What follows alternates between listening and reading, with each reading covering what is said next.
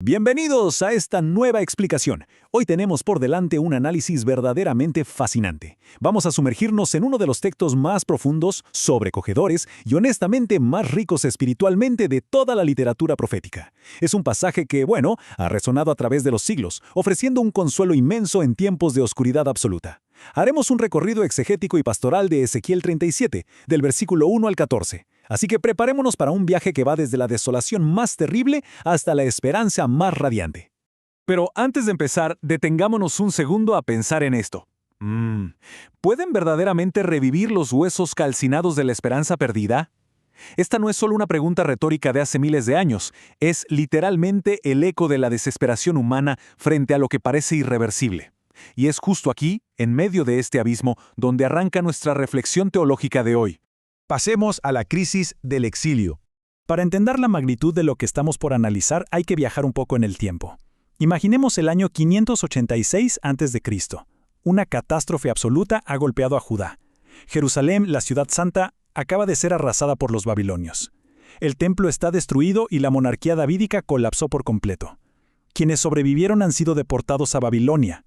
Lo perdieron todo, su tierra, su hogar y, lo que es peor, sienten que perdieron su identidad y su conexión con Dios. Es tocar fondo a nivel político, social y religioso. Y esto nos lleva a las mismísimas palabras de este pueblo exiliado. Escuchen esta cita que captura perfectamente el trauma de una comunidad entera. Nuestros huesos están calcinados. Nuestra esperanza se ha desvanecido. Estamos perdidos. ¡Wow! No es una simple queja, ¿verdad? Es el diagnóstico de un grupo de personas que se consideran literal y espiritualmente muertas. La desesperación se comió su futuro. Y así llegamos a lo que conocemos como el Valle de la Muerte. Justo en medio de toda esta desesperanza colectiva, Dios interviene a través del profeta Ezequiel. El texto nos describe una especie de viaje místico, una experiencia visionaria abrumadora. La mano del Señor toma a Ezequiel y lo deposita en medio de un valle inmenso. Pero ojo, no es un paisaje bonito. Es una cuenca repleta de huesos. Huesos dispersos, completamente desarticulados y, como dice el texto, muy secos, casi calcinados. Es la imagen definitiva de la muerte y el abandono. Y aquí hay un dato literario fascinante. En el texto original hebreo, la palabra huesos aparece exactamente 8 veces, representando lo inerte, la sequedad, la muerte total. Pero en perfecta contraposición, la palabra espíritu o aliento también aparece 8 veces. Es un choque colosal, literario y teológico, entre la inmovilidad absoluta de la muerte y el dinamismo arrollador de la acción divina. Entremos ahora de lleno a la exégesis, palabra y espíritu. Bien, vamos a desmenuzar la mecánica de esta asombrosa visión, porque Dios no hace magia silenciosa aquí, involucra al ser humano. Le hace a Ezequiel esta pregunta que suena casi absurda: ¿podrán revivir estos huesos? Y tras la prudente respuesta del profeta, Dios le ordena que profetice, que le hable a esos restos muertos. Es increíble, porque la transformación requiere 2 elementos inseparables: la palabra de Dios y la fuerza de su espíritu. Este proceso creativo ocurre en 2 grandes etapas, que si lo piensan, imitan muchísimo al relato de la creación en el Génesis. En el primer paso, al pronunciar la palabra, hay un terremoto y un ensamblaje físico. Los huesos se juntan, aparecen los tendones, luego la carne y la piel. Tenemos cuerpos perfectamente estructurados, sí, pero siguen siendo cadáveres, no hay vida en ellos. Y ahí es donde entra el segundo paso, el paso crucial. Ezequiel debe invocar al aliento desde los 4 vientos para que sople sobre estos cuerpos y finalmente revivan. Y aquí tenemos que detenernos en una palabra clave, absolutamente fundamental en el texto hebreo: ruaj. Es un término sumamente rico que engloba 3 significados al mismo tiempo: espíritu, viento y aliento. El ruaj es esa fuerza divina, activa, el gran regalo de Dios que penetra en lo que no tiene vida. Es este mismo aliento el que logra transformar un inmenso valle lleno de cadáveres en una multitud viva, respirando y de pie. Es básicamente el motor absoluto de la vida. Lo que nos lleva al siguiente punto: liberación, no resurrección. A ver, es crucial entender el contexto original. Para quienes escucharon a Ezequiel allá por el siglo VI a.C., este mensaje no tenía nada que ver con biología humana ni cuerpos volviendo a la vida literalmente. La tumba de la que se habla aquí no es un sepulcro de piedra, es la esclavitud. Todo esto trataba sobre la supervivencia nacional de Israel. Como explican grandes estudiosos de la talla de José Luis Sicre y Walter Zimmerli, el significado histórico original es en realidad una potente metáfora política y espiritual. Es la promesa de la liberación nacional, el regreso a casa desde esa tumba que era Babilonia. Dios les estaba prometiendo sacarlos de esa muerte sociopolítica. Ahora, claro, con el paso de los siglos, este significado litúrgico fue evolucionando.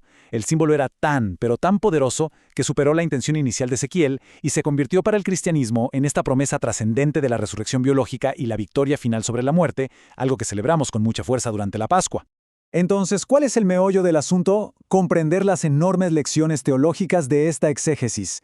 El destierro en Babilonia funcionó como un crisol, una prueba de fuego. Dios no solo está prometiendo un simple regreso geográfico a la tierra prometida, sino algo muchísimo más profundo, una restauración total de la alianza. Esto implicaba una purificación interna brutal, darles un corazón nuevo y un espíritu nuevo para que pudieran caminar en obediencia. Y el objetivo final de todo esto no es otro que el reconocimiento absoluto de la soberanía divina. Como bien dice el texto, así sabrán que yo soy el Señor. Y sinceramente, es una maravilla el inmenso peso que tiene la literatura profética. Tenemos frente a nosotros una visión surrealista, majestuosa, tan grandiosa que rompe las barreras de la religión para convertirse en un clásico de toda la literatura universal. Piensen en esto, la imagen del Espíritu de Dios irrumpiendo sobre esqueletos calcinados para tejer la vida, la carne y los tendones, es una escena que ha servido como un faro universal de la resiliencia humana frente a la peor de las adversidades. Llegamos así a la última parte. Un mensaje de esperanza. Todo este recorrido exegético e histórico no se queda en el pasado, nos sirve de puente perfecto para la aplicación pastoral en nuestros días. Porque, seamos sinceros, las crisis humanas no se terminaron en Babilonia. Todas las personas atravesamos nuestros propios exilios. Hay momentos en la vida, a nivel social o muy en nuestro interior, donde la aridez, la soledad y el fracaso nos hacen sentir que habitamos nuestro propio valle de huesos secos. Esa queja amarga de los exiliados es un espejo perfecto de nuestros momentos de profunda desesperanza. Pero la respuesta que nos da la visión es contundente. Como reflexiona de manera brillante el teólogo José Luis Sicre, la victoria de la vida sobre la muerte es el mensaje de Pascua. Ese mismo soplo, ese mismísimo ruaj divino que volvió a armar esos huesos caídos, es el espíritu que se ofrece hoy, aquí y ahora para revitalizar nuestra existencia. Es un mensaje pastoral sumamente cálido. No importa qué tan fragmentada o calcinada parezca nuestra realidad, el aliento de vida siempre, siempre tiene la última palabra. Y así, volvemos exactamente a nuestro punto de partida. Después de haber caminado juntos por el Valle del Exilio, de escuchar la palabra profética y sentir el viento del Espíritu, la pregunta vuelve a resonar. ¿Pueden verdaderamente revivir los huesos calcinados de la esperanza perdida? Dejemos que todo el peso de este maravilloso texto, de esta promesa milenaria, responda con un silencioso pero rotundo sí en nuestra propia mente. Ha sido un verdadero privilegio recorrer este asombroso pasaje de Ezequiel. Si este análisis exegético y pastoral ha tocado alguna fibra o ha brindado una perspectiva nueva, la invitación está abierta para seguir la conversación.